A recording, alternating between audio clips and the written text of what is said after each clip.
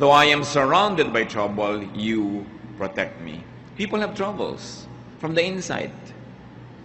Hindi natin kailangan lumayo para maghanap ng gulo, humanap ng kalungkutan, humanap ng hirap ng loob. People have fears. Marami tayong mga kinatatakutan. People have worries, anxieties. People have confusion. Ang ating spiritual life, kuminsan parang roller coaster. May mga time na tumangtuwa tayo sa Diyos, may mga time na naguguluhan tayo sa ating pananalig, may mga time na convinced tayo, may mga times naman na tayo kuminsan may pagdududa, may pag-aalinlangan, at kasama na nito kalungkutan at isolation. There's a lot of trouble from the inside. Sa iniisip, sa nadarama, sa ating mga pamantayan, sa ating mga gustong mangyaring, hindi mangyari, sa mga kaguluhan ng ating isip. There's also a lot of trouble from the outside, from other people. Siyempre, ang kaligayahan din natin, nakaasa sa ibang tao, ibibigay ba nila o hindi? Gaano karaming ibibigay nila o hindi? Papayagan ba nila tayo o hindi? Anong mga panganib ang nagmumula sa kanila? Anong comfort, anong pag-ibig ang magmumula sa ating kapwa-tao? There's also a lot of trouble from the environment. People are afraid. They're afraid of fires and earthquakes and volcanoes erupting. People are afraid of the weather changing and all that. But no matter how you become afraid, what can you do about the uncontrollable? So there are things that make us unhappy. They are uncontrollable, and there are those that are controllable anyway. But just the same, life could present so much reason to be sad. Pagka nga umiibig ka, masaya ka, pero may kakambal na lungkot dahil natatakot kang mawala yung iniibig mo. Either iwanan ka o sumakabilang buhay siya, o mawala siya sa iyong piling, malayo, maraming kinakatakutan. That's why man needs happiness. Therefore, man should be able to make and to produce happiness and not just depend on events, not just depend on happiness to come. We must find reasons for happiness. At pagka ang tao may kaligayahan na paglalampasan ng lahat ng hirap, nadadaanan ng lahat ng pagsubok, natitiis ang lahat ng dapat tiisin. Kung hindi man kaligayahan na hawak na niya sa kanyang mga palad, kaligayahan na inaasam at inaasahan niyang darating. What are some of the major reasons to be happy? Psalm 138 verses 2 up to 8. I will bow down toward your holy temple and will praise your name for your love and your faithfulness. For you have exalted above all things your name and your word. When I called, you answered me. You made me bold and stout-hearted. All kings on this earth have heard your promises, Lord, and they will praise you. You are so famous that they will sing about the things you have done. Though you are above all of us, you care for humble people, and you keep a close watch on everyone who is proud. I am surrounded by trouble, but you protect me against my angry enemies. With your own powerful arm, you keep me safe. You, Lord, will always treat me with kindness. Your love never fails. You have made us what we are. Don't give up on us now. Sa ating buhay, ang numero, ang bilang ng mga taong malungkot at mga taong nababagabag. At dahil kumikilos din ng Diyos sa ibang tao, sila man maaaring maging paraan ng Diyos, kasangkapan para tayo'y mahalin ng Diyos through them. Therefore, open yourself to people's love.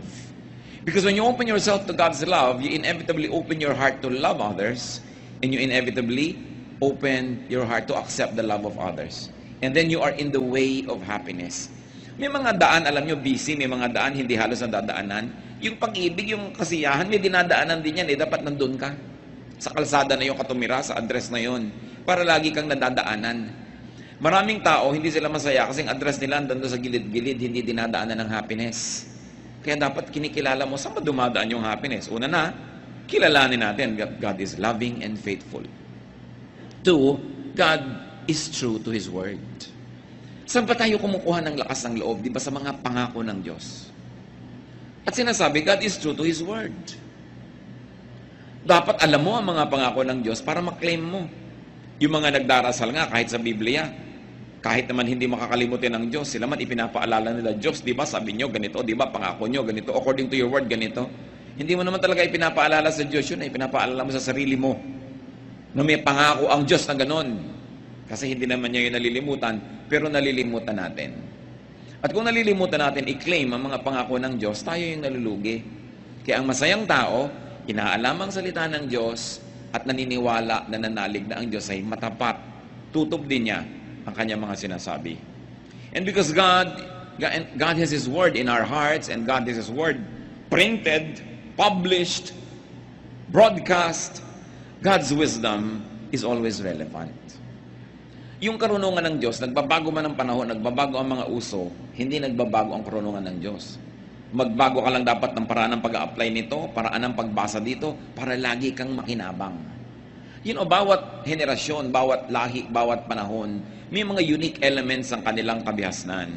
They have very, very unique civilizations. All the various generations of people and the various generations of civilizations. And their context help them define the true relevance of the Word of God to them. Kayong basa ng mga tao ng 16th century at pag-a-apply nila sa buhay nila, maraming pagbabago ang pagbabasa ng mga tao ngayon sa panahon na ito. Hindi nagbabago yung salita ng Diyos, but the way you apply it to your reality, because realities change, must be always timely. The unchanging Word of God, but our ever fresh reading and ever relevant application to our lives. Kaya marami mga tao ayaw nila maging religious kasi parang backward, parang sobrang conservative, pati language, pati kilos, parang pang 16th century. Hindi bagay sa panahon. Dapat alam natin yung mga basic moral bedrock of the Word of God at yun ang hindi dapat ma-violate. But the way they are transplanted and read and interpreted and applied to daily life must always be relevant. Kaya ikaw nakahawak ka sa unchanging Word of God, pero nakaugat ka sa patuloy na nagbabagong daigdig. Para lagi mong mahanap ang lagi ng mabisang kahulugan ng salita ng Diyos. God keeps His promises. Therefore, know and claim God's promises. 1 Kings 18:25-26. Now, Lord, God of Israel, this is a prayer, keep for your servant David, my father, the promises you have made to him when you said, you shall never fail to have a man to sit before me on the throne of Israel. If only your sons are careful in all they do to walk before me as you have done. And now, O God of Israel, let your word that you promised your servant David, my father, come true. Sinong nagdarasal? Si Solomon. Alam ni Solomon ang pangako ng Diyos sa ama niya na si David. Kiniklaim niya. Kasi siya ang magbe-benefit ng promise na yon. Kaya napakahalaga na maganda ang ating relasyon sa Diyos kasi pati mga anak natin nagbe-benefit sa maganda nating kasunduan sa Diyos. Joshua 21:45, not one of all the Lord's good promises to the house of Israel failed. Everyone was fulfilled. Totoo ang Diyos, pwedeng asahan. Another reason to be happy is that God rules. God exalts Himself, God prevails. Sa biglang tingin, parang hindi lagi itong totoo. Pero yan ang dapat mo ngayong malaman kung paano i-apply sa buhay, na kung sa tingin mo na practical, parang ang naghahari kumisan ay kadiliman, pero alam mo na Diyos talaga ang tunay na naghahari. At ang mga paghahari ng kaguluhan, mga kadiliman, ay pansamantala. At ito ay haharap sa paghuhukom ng Diyos. Kaya ang dapat, lagi ka nang nasa panig ng totoo, sa panig ng tama, para hindi ka natatakot na humarap sa Diyos. Psalm 138:4-5, may all the kings of the earth praise you, O Lord, when they hear the words of your mouth. May they sing of the ways of the Lord, for the glory of the Lord is great.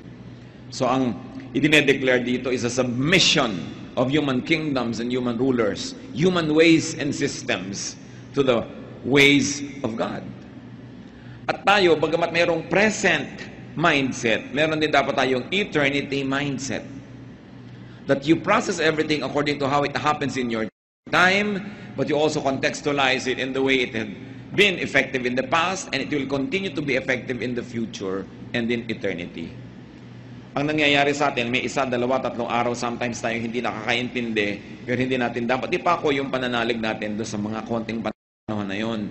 Yung ating mga panahon na hindi natin nauunawaan ng Diyos will just be tiny dots in an otherwise long, happy line when we finally understand. Kaya ang sabi sa New Testament, now I know in part, but then I shall understand fully, even as I have been fully understood. Our knowledge is imperfect and our prophecy is imperfect. But when the perfect comes, the imperfect will pass away. Kaya ang dapat nating laging hinihintay, lalo sa mga bagay na hindi natin nauunawa, yung pagdating ng Panginoon na para ipaliwanag lahat sa atin yan, ang ating pagpunta sa Kanyang piling na biglang bubukas ang ating isip at maunawaan natin ang lahat. Kaya ngayon, what is important? Faith. Faith is the best weapon we have against loneliness. Faith is the best weapon we have against doubt and against insecurities and uncertainties. Because faith is the assurance of things hoped for. It is the evidence of things not seen. That's why people are saved by faith. Not by their knowledge. Kasi yung alam mo, syempre, mananalig ka na doon. Pero hindi mo naunawaan na nanalig ka, yun ang hinahangaan ng Diyos at pinapahalagahan. Hindi naman ibig sabihin na mamuhay tayo sa ignorance na wala tayong naiintindihan. But for the few things that are not clear, when I was a child, sabi nga sa Bible, I thought like a child, I reasoned like a child. And now we are in a childhood state. When it comes to terms of eternity, what is the lifetime of a human being? 90 years? 100 years? We will never become adults spiritually. We are like children. But sabi niyo ganon, now the time I become a man, I give up childish ways. There will be changes. And those changes are the what we aspire for. When we will finally comprehend the things that are beyond our minds at present. Another reason to be happy, according to what we have read, is that God answers prayers. Sumasagot ang Diyos. Pero bakit maraming sinasagot ng Diyos, hindi pa rin sila masaya? Because they want only a yes answer from God. Kaya hindi sila masaya. Pero pag Diyos ang sumagot, yes is a blessing, no is a blessing, wait is a blessing. Because God is always true and God is always loving. Therefore, His no is His best way of loving you at times. Nagiging malungkot tayo kasi conditional yung happiness natin pag ang sagot yes. Pero itong tandaan natin mga kapatid, pag Diyos ang sumagot ng no, yun ang the best. Because God knows best. And God can say, wait. And so when God says wait, you wait. Huwag kang masyadong mainipin.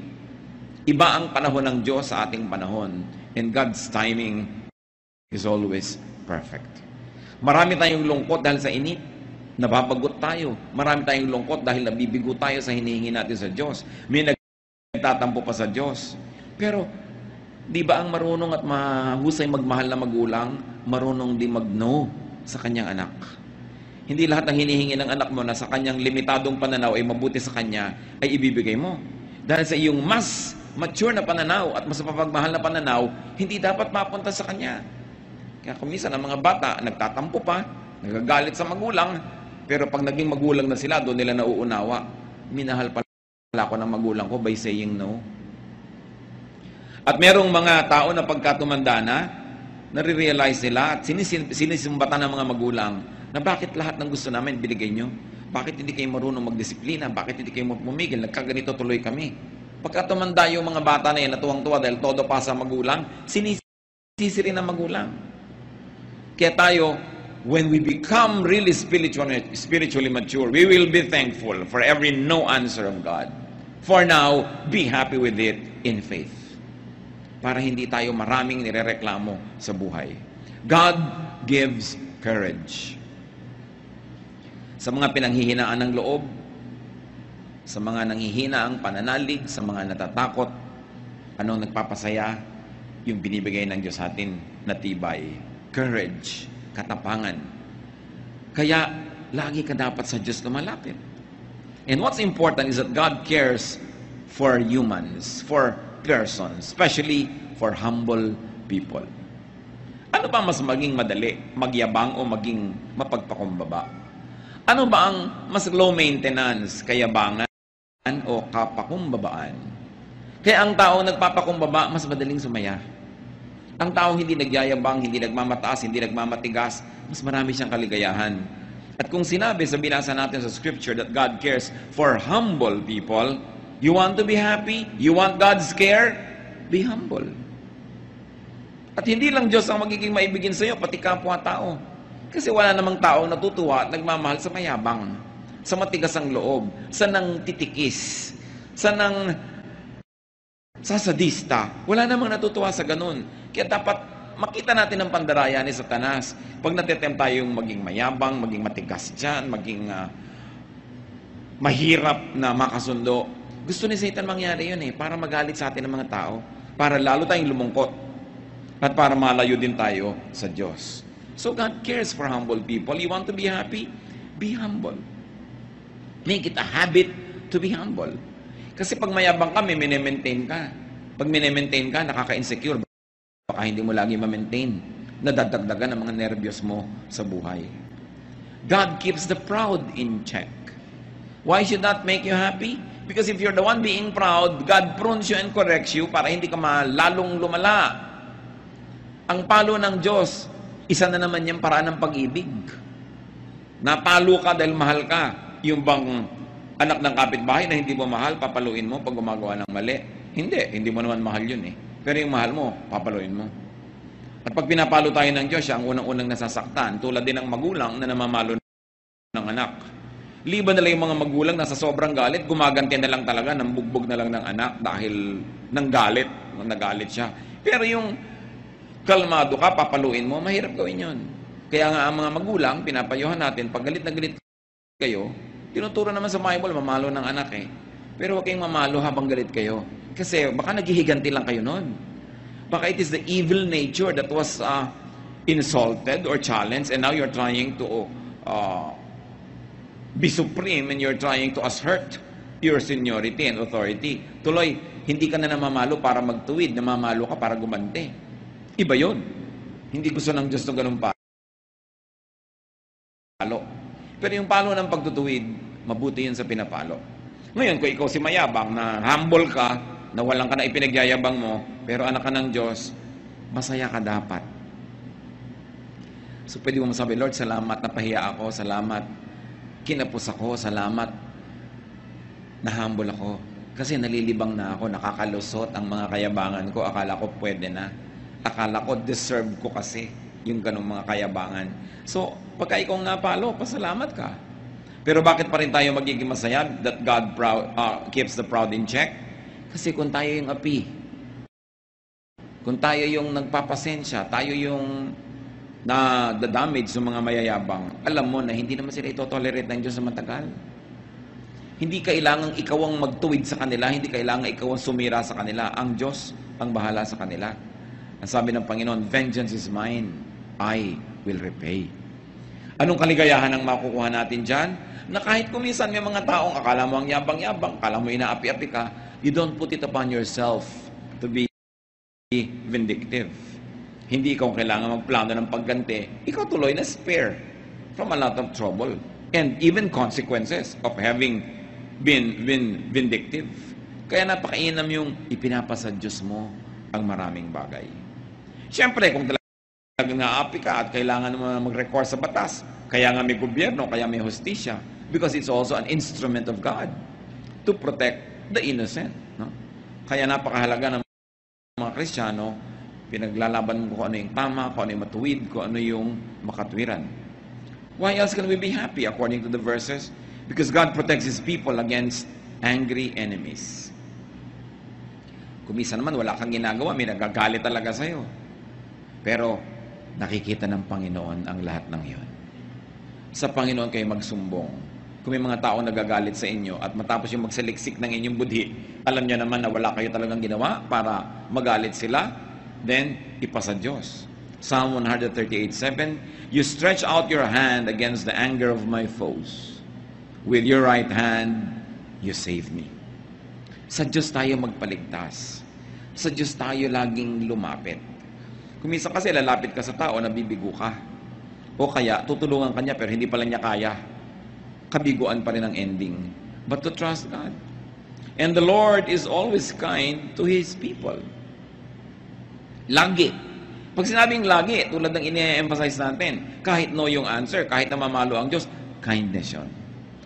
At pag naunawa natin yan, na-absorb natin ng mga kapatid yung kahulugan ng God is always kind, no matter how people perceive God's dealings, that His love never fails, sasaya ka.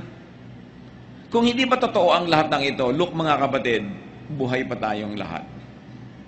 Ilang taon na kayo, ilang panganib na ang inyong dinaanan, ilang sakit na ang naranasan natin, ilang mga pagtatangkanan ng iba na sirain tayo, pero look, buhay pa tayo. Isang malaking patotoo ng kabutihan ng Diyos. At kahit hindi ka pa rin buhay ngayon, sinabi nga, to live is Christ, to die is gain. Wala kang pwedeng puntahan na hindi nandun ng Diyos. Pasalamat ka pa rin. Kaya ang happiness mo, dapat walang pagsidlan. Walang kondisyon. Ano man yon, anak ka ng Diyos, everything that happens is a blessing to those who love God and are called according to His purpose. And even if we move to the next life, God will be there. Yung greatest fear natin, death, should be the greatest liberator. Because we will at last be spiritually one with our God. Psalm 139, verses 7 to 8. Where can I go from your spirit? Where can I flee from your presence?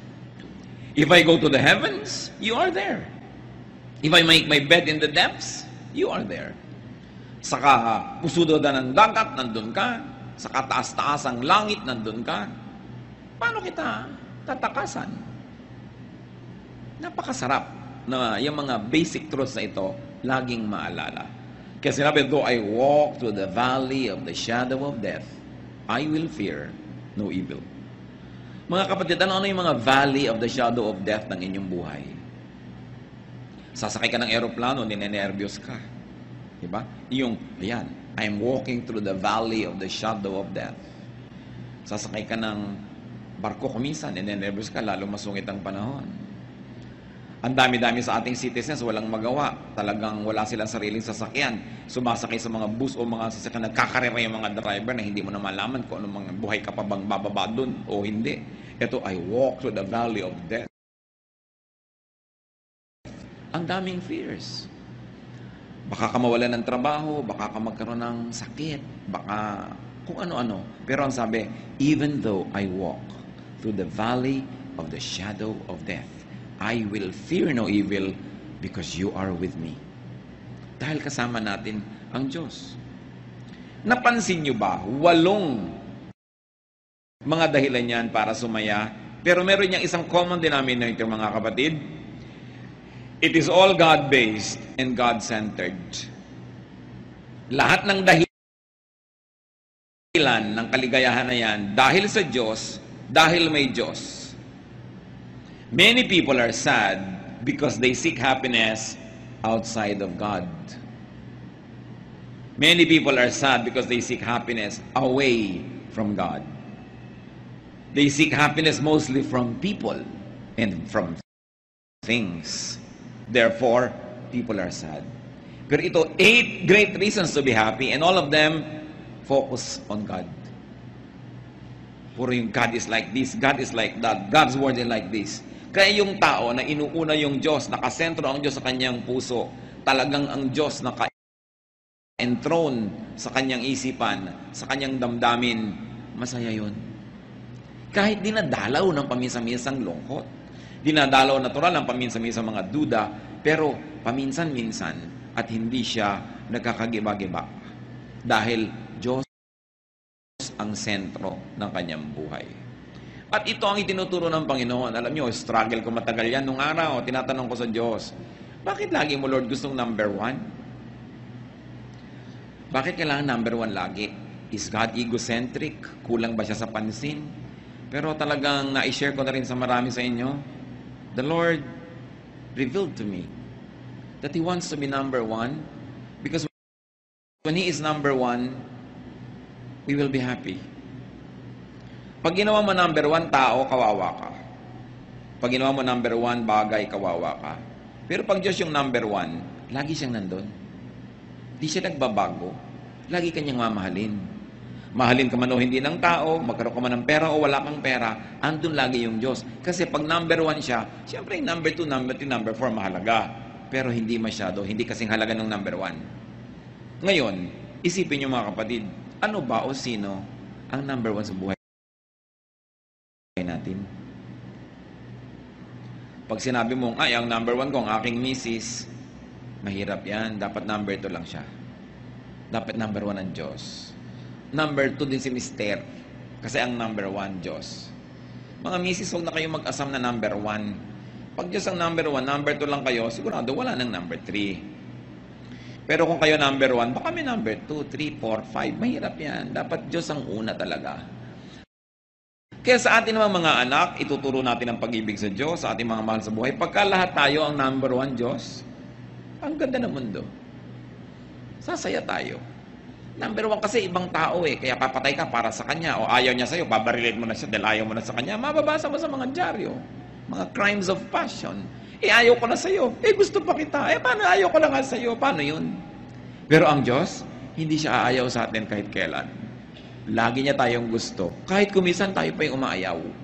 At yung pag-ibig na yun, isa sa mga pinakamahiwagang pag-ibig, madaling sabihin pero mahirap unawain. Kasi hindi naman kinakamot ng Diyos ang likod mo, no? Pagka pumakate, hindi ka naman niya inaabutan ng malamig o mainit na inumin. Hindi ka naman niya binibigyan ng diretsahan ng pera o karinyo. Kaya kuminsan nalilimot natin yung ganong uri ng love affair that we should develop. Ang lagi nating inuuna, yung nakikita ng mata, yung nararamdaman ng balat, yung andyan. But remember that though we are bodies, we are also spirits. Na meron tayong dalawang uri ng pagkabuhay na isinasabuhay. At yun yung ating buhay sa laman at yung buhay sa espiritu. Pag yung buhay mo sa espiritu masigla, masaya, kaya kanyang dalin kahit na nagkakagulo-gulo yung buhay mo sa laman. Pero pag yung buhay mo sa espiritu wala, kahit anong saya ng buhay mo sa laman, pansamantala, mababaw. It is like chasing rainbows, and when you get there, it is not there. Nakikita nyo, napakarami mga matagumpay ng tao, inaamin din nila, hindi rin naman masaya. Although marami rin namang hindi matagumpay na masaya, so mabuti ng matagumpay kang malungkot, kasi hindi ka matagumpay na malungkot din. So huwag natin gawing excuse yan. Pero ang point, unahin ng Diyos. Paano nyo gagawin yun? Kayo lang makakapagsabi. Kung paano nyo siya uunahin. Kung paano nyo bibigyan ng panahon, paano tayo de-develop ng pakikipagmahalan. Kasi ang Diyos, persona. Hindi siya usok. Hindi siya drawing. Hindi siya bato. Isa siyang persona, may damdamin. At gusto makipagmahalan sa tao. Ang isa sa mga pinakamatatayog at pinakamabubuting layunin natin, mission, develop a loving relationship with God. And you've got to find your personal way to do that. Your spirit will tell you if you'd only listen. Now, what is the way to be happy? Nagbigay tayo ng mga reasons to be happy. Psalm 138, 1-3. I will praise you, O Lord, with all my heart. Before the gods, I will sing your praise. I will bow down toward your holy temple and will praise your name for your love and your faithfulness. For you have exalted above all things your name and your word. When I called, you answered me. You have made me bold and stout-hearted. So the way to be happy, praise God with all your heart. Siyempre, may literal, sing praises to God. Sabihin mo ang mga kabutihan, i-declare ng iyong bibig. Praising and singing is doable.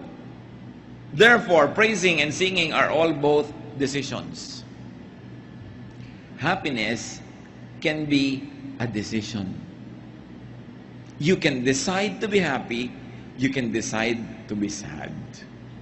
So, pag kumanta ka, nakokontrol mo yun. Mamaya yung kanta mo, inililift up na niya yung spirit mo sa Panginoon. Mahirap sabihin, sasabihin ko ang sarili ko, pero mas madaling sabihin, kakanta ako sa Panginoon.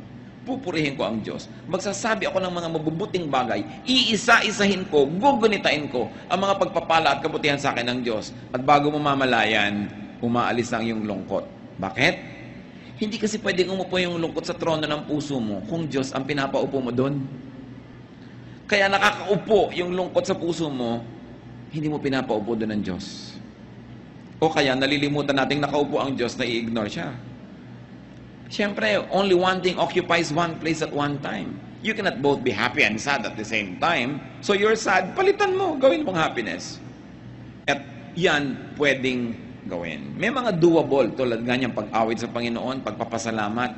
There is mystery and there is power and there is miracle in that. Gawin mo lang. At sabi, worship God in His temple. Ano ba yung temple ng Diyos? In the fellowship.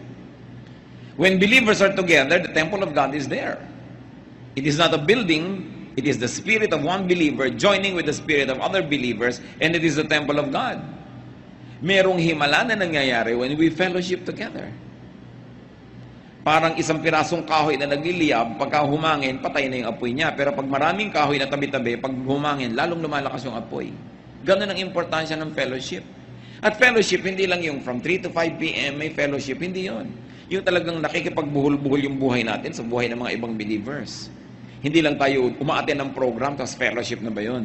Ang fellowship, yung saya niya, saya mo rin, yung lungkot mo, lungkot niya rin, nagkakahati-hati, nagkakatulong-tulungan. Ang Diyos kasi nilikha tayo na talagang nakikipag-asahan sa ibang tao, umaasa at naaasahan. Kaya marami daw malungkot, sabi nga nung isang poster, people are lonely because they build walls instead of bridges. So we build walls to people, against people, we become sad. That's why we fellowship.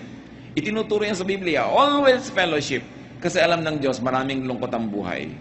At maraming ligaya tayong matatamasa sa tunay na pakikipagkapatiran. Yung tunay na pakikipagpalagay ang loob at pakikipagtulungan. Hindi yung superficial lang. Hindi yung stricto mo sa fellowship, ayaw na tuloy umatin ng iba. Hindi na sila pwede maging totoo.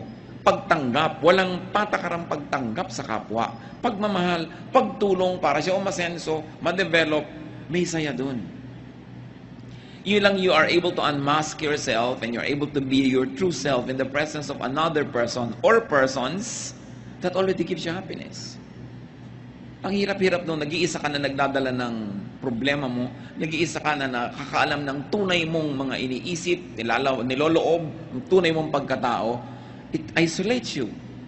Pero kung tayo bukas ang ating puso, bukas ang ating palad na tumanggap sa ating kapwa, we make them happy. And in the process of making people happy, miraculously, you also become happy. As you know it by experience, that when you make people sad, you also become sad. Kahit kung minsan natutuwa ka, ay nagantihan ko siya, ay naipahiya ko siya, pero makinig ka sa budhi mo, may napalungkot kang tao, may nasaktan ka, ang totoo nasasaktan ka rin. Bakit? Nilikha kasi tayo ng tao ng Diyos na kapwa-tao. Ang nangyayari sa kapwa natin, nangyayari rin sa atin, na iintindihan man natin yun o hindi. Kaya mas nagpapasaya tayo ng iba, mas sumasaya tayo. Mas nagpapalungkot tayo ng iba, mas inuusig tayo ng budhi natin.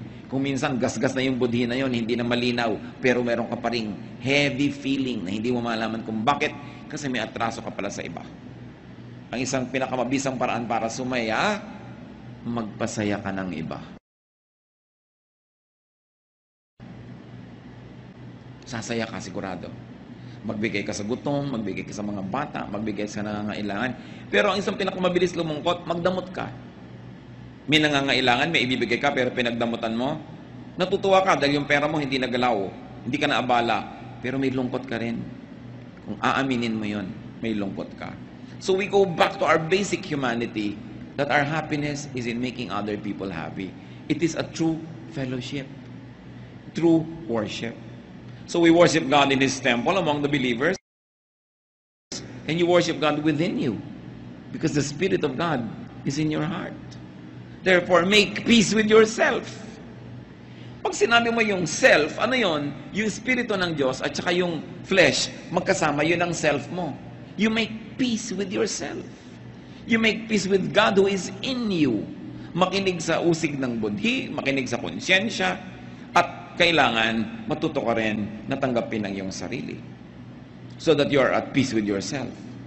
Pag ikaw ang number one nagre-reject sa sarili mo, dahil may iba kang gustong pagkatao, may iba kang gustong itsura, meron kang gustong ibang buhok, meron kang gustong ibang height, hindi ka sasaya.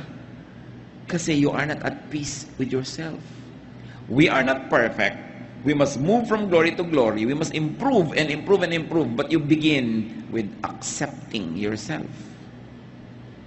Maraming lungkot kasi we are on denial. Hindi natin ina-accept ang sarili natin. At pag hindi natin ina-accept ang sarili natin, paano natin na-acceptin ang iba? There is genuine liberation in being accepted and in accepting others. How else to be happy? Ask help from God. First and foremost. God dapat una. Yung iba kaya lang nagdadasal pag wala nang magagawang iba. Ay, wala na tayong pwedeng kailangan magdasal na lang tayo. Dapat unahin ang Panginoon. Because He answers prayers according to what we have read. Make God your first, not your last resort. And be humble, as we have said. The humble can be much, much happier. Because God is soft-hearted to the humble. James 4:6. But He gives us more grace. That's why Scripture says, God opposes the proud, but gives grace to the humble. In 1 Peter 5:6, humble yourselves, therefore, under God's mighty hand, that He may lift you in due time. Happiness is more easily attainable in humility. And as we have said, accept yourself. Accept your life. It doesn't mean na huwag ka na mag-ambisyon na improvein yan. It doesn't mean na huwag ka na magkaroon ng mga pangarap na makalaya sa kung anuman ang gumagapo sa iyo ngayon. But for the time being, accept your reality. Do what you can to change it for the better. But while the better is not yet achieved, be happy with your reality. Do not live in denial. Kailangan tanggapin mong eto ang buhay ko ngayon. Gusto ko napakarami sanang halamanan pero nakatira ako din sa prasong bahay na ito. So maglalagay ako ng halaman sa lata ng floor wax. May halaman ka na rin. Hindi pa lang nga marami. You can alter your reality and you can create your reality. Yung mga Japanese, dahil sa dami nila, siksikan, dami ng populasyon, they have developed have privacy in the mind. Yung nasa loob lang nila yung privacy nila. Nasobrahan nga, kaya marami, nagpapakamatay nalulungkot masyado. Pero ibig sabihin, close your eyes and you can be alone though you're in a crowd. The way you think, the way you react to your environment will make you happy or sad. God made you as you are. Psalm 138:8, the Lord will fulfill His purpose for me. Your love, O Lord, endures forever. Do not abandon the works of your hands. So pinapaalala, nung umaawit dito, huwag mong pababayaan, Diyos, ako na ikaw naman ang lumikha. Ganito naman ako kasi nilikha mo kung ganito, di ba? Sino bang lumikha sa atin, di ba, Diyos? Pero dahil nga sa nangyari sa humanidad na nalayo sa Diyos, so minsan sa iba sa atin, mas malayo, mas malapit sa image of God. So lahat tayo dapat lumapit ng lumapit. Pero your basic humanness and humanity, hindi naman creator si Satan eh. It's God who created us. So, sabi niya, do not abandon the works of your hands. Ako, O Diyos, ay gawa mo. So, turuan mo ako kung paano ko mabubuhay ng masaya, maka-Diyos, maka-tao, na ako ay ako. Na hindi ako yung iba. Na hindi ko pinipilit maging iba ako kasi ako ay ako at gawa mo ako. Although, I will improve myself and I will continue to change from glory to glory, but I will begin with accepting na kayo ang gumawa sa akin. Kaya ako ganito, ginawa niyo ako. At kung tayo mga kapatid ay magkakaroon din ng ganyang paningin sa iba, kaya ganyan yung nanay mo, kaya ganyan yung tatay mo, kasi ginawa siya ng Diyos.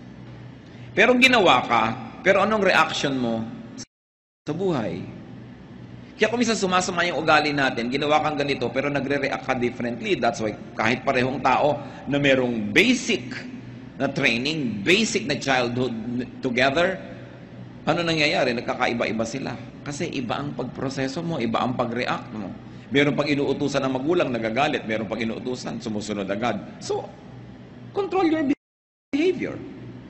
Para lalo kang umasenso at bumuti. But you begin and not end with accepting yourself. Gawa ka ng Diyos eh. Ang daming kalungkutan kasi hindi mo ma-accept yun eh. Hindi mo nare-realize that you are fearfully and wonderfully made. Kung minsan meron kang napakalaking mga kahinaan para lang palalalong makita ang himala ng Diyos sa'yo. Kasi kung kinreate ka man, napuno ka na, hindi mo na kailangan yung Diyos. Kaya mga kulang-kulang. Kasi gusto ng Diyos punan. Gusto ng Diyos na punuin niya ng punuin yan. para habang lumalawig ang buhay mo, may fellowship kayo, meron kang continuing need for God. Kasi alam nyo to mga kapatid ha, pag sobrang lusog natin, nakakalimot tayo sa Diyos dumasal, pero madadasalin ka kung may sakit ka. Kung may sakit ang mahal mo sa buhay, lalong madadasalin ka. Pag ang dami mong pera, madaling makalimot sa Diyos. Pero yung wala kang kapera-pera, talagang abot-abot ang dasal mo. May fasting pa kumisan yan. No? Pagka meron kang papa, nakakalimutan mo yung Diyos. Pagka nawala si papa, back to God ka na naman. No? Serve ka na naman, kanta ka na naman, turo ka na naman kasi wala si papa. So, kaya may mga kulang tayo. Huwag yung isipin na nilikha tayo ng Diyos na may kapintasan. Kaya tayo may kulang para punan ng Diyos. Pero tatanggapin mo sa simula, kulang ako. But here I am, Lord, fill me with your glory. Huwag yung ikalungkot ang mga kulang sa inyo. Ikatuwa nyo dahil dyan kayo pupunuin ng Diyos. Kasi sinabi ni Paul, when I am weak, then I am strong. Kasi kung saan ako kulang, doon may opportunity ang Diyos, napunan ako. Kaya yung mga taong puno na, ang yabang-yabang na, anong ginagawa? Iniligwak ng Diyos, itinataob, inaalis yung mga pumupuno sa kanila para maging humble ulit. Lord, kailangan ko kayo. So, sino ba nagbabalik sa loob, ng balik loob sa Diyos? Yung biglang umaasenso o yung biglang nagfe-fail? Madalas yung nagfe-fail. Although merong, dahil umasenso, matalino siya, ay, mahal-mahal ako ng Diyos, lalo ako magpapaka-Diyos. Pero bihira yon. Madalas yung punong-puno ka na, itinapon nga, ayan, hindi biglang wala kang laman, dasal ka na naman, balik ka na naman sa Diyos. Kaya pagka naitapon na gano'n yun, di ba, laging loving ang Diyos, lagi siyang tama. Sabi mo, Lord, bakit man meron ako na wala pa? Kasi nalilimutan mo na ako Bumalik ka. Come back to me and I'll come back to you. Sabi ng Panginoon, return to me and I will return to you and I'll fill you again. Pupunin uli kita, siksik, liglig, umaapaw. Pero kailangan, nandiyan ka, ready to be filled. Masarap yung ganon. So, sino ang nakakatanggap talaga ng mga himala? Di ba yung nagkakasakit? Yung lagi naman malusog, di naman nila alam na everyday himala yun na nami-maintain. Kaya, hindi ko sinasabing ibigin natin na maging kulang, maging may sakit, maging mahirap. Pero kung yun ang kalagayan mo ngayon, yun ang reality mo, huwag mo ireklamo, ipagpasalamat mo na may opportunity kang lumapit sa Diyos, at ang Diyos ay nalalapitan, at ang Diyos ay sumasagot sa panalangin, at pupunuin ka niya. Ngayon, ang panalangin at ang tunay na pananalig, hindi ka pa pinupuno, nagpapasalamat ka na because you know that God is faithful. Di nawawala yung lungkot mo. Hindi mo lang sinapsychologize ang sarili mo dyan. Totoo yan. Pinanghahawakan. Kasi sa nananalig, ang iniisip pa lang niya, totoo na. Kaya faith is very important. It is very, very crucial. There is so much reason to be unhappy, but there's much more reason to be happy. There's a way to be happy. Praise God. What does it take to praise God? Count your blessings. Thank God and praise God. And when you do that, God will change your mood. Psalm 30, 11 to 12. You turned my wailing into dancing. You removed my sackcloth and clothed me with joy, that my heart may sing to you and not be silent. O Lord my God, I will give you thanks forever. Sabi, tinanggal mo ang pagluluksa ko, pinalitan mo ng damit na pampiesta, ang aking luksang damit. Ang pagpalahaw ko at pag-iyak ko, pinalitan mo ng pagsayaw. Magagawa yun ng Panginoon sa atin, mga kapatid. At napakahalaga, gusto kong bigyan ng diin muli, be a happiness factory. Don't be a loneliness factory. Think happy thoughts. Make people happy. May asawa ka, pasayahin mo siya. Araw-araw, bawat sandali na kaya mo. Kasi may mga panahon, ibigin mo man, hindi mo kaya. Ano ang inaalala mo sa mga panahon na nalilimutan ka ng mahal mo sa buhay o kaya silbi ka ng silbi dahil nalumpo? Anong naalala mo? Bakit nagkakaroon kang lakas na gawin yon? Yung mga pagmamahal niya sa'yo, nung kaya pa niya. Kaya magmahal tayo, ito yung kaya natin. Kasi may mga panahong tayong nangangailangan tumanggap ng pagmamahal na yun. Dapat marunong ka magmahal. Basta kaya mo. Bawat araw, kaya mo bang magbigay? Magbigay ka. Pasalamat ka, hindi ikaw yung tumatanggap nung araw na yun. Darating din ang panahon, kailangan mong tumanggap, pero sa dami nang naibigay mo, para ka lang umaani ng iyong mga itinanim. Sasaya ka kung lagi kang naggagawa ng kaligayahan ng kapwa. Nalaman mo na may kapitbahay ka na sobrang hirap, walang sapatos, ibili mo ng sapatos kung kaya mo. Bakit hindi? Samahan mo pa ng medyas. Ang dami nating kayang gawin para magpasaya. Sa inyong mga kotse, maglagay lang kayo ng grocery bag, konting tinapay, konting pagkain. Pag kami kumakatok na pulubi, iabot mo, ang kaligayahang madarama mo, hindi mo kaya i-compare yan.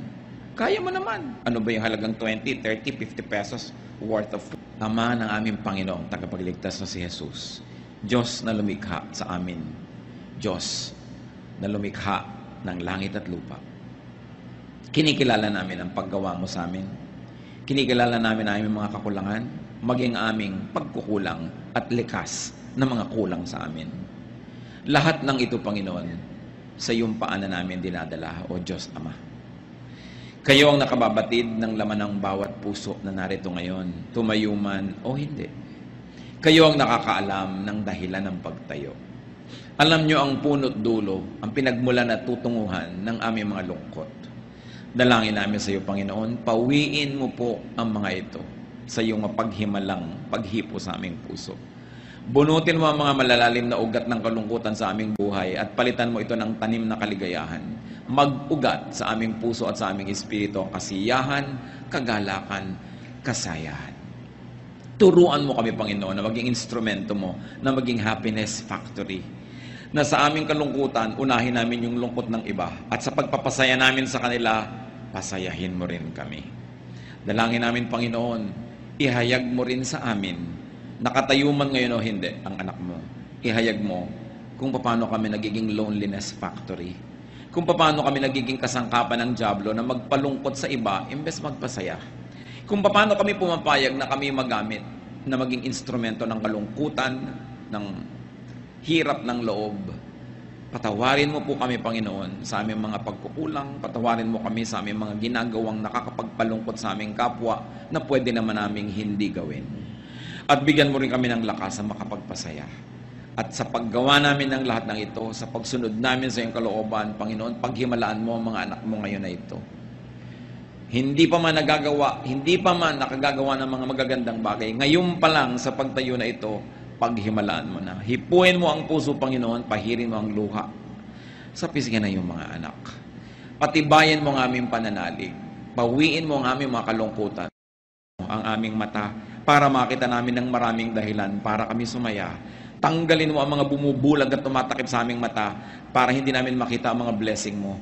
Tanggalin mo yung mga piring namin, Panginoon, na nagpapadilim sa aming isip, nagpapalungkot sa amin at nagbibigay ng mga insecurities because we forget that you are God and you're in heaven and you're God of all gods and that, oh Lord, you love us and you're always faithful to us.